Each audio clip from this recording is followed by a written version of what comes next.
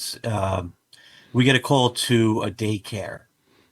And when we get to the daycare, we find out that there's a 3-year-old kid that had been left there overnight.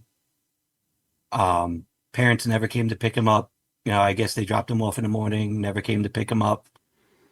And then, in the following hours, we tried contacting family, we tried contacting neighbors, went to the child's residence, no answer.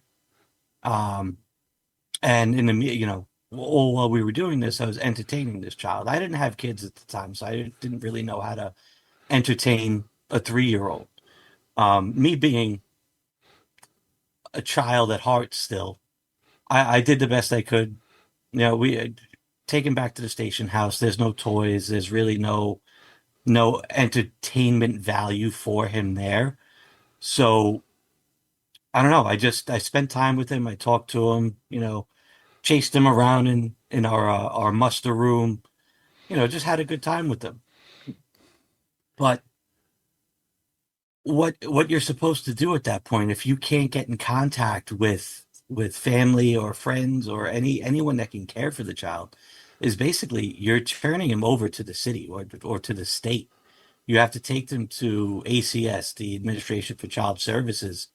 And while we're sitting there in the waiting room, me and the child have formed a little bond.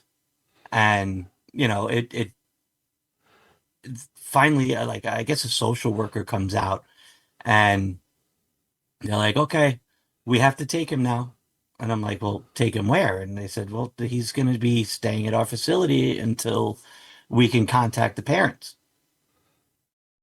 And it was one of those times that broke my heart, because I'd formed a bond with this kid. I think I was with him for maybe about 6 hours. But as the social worker is taking him away, he's screaming and crying and reaching out to me. And, there was nothing I could do.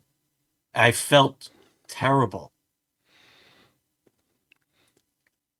It I'm going to assume that the child ended up going with children's services and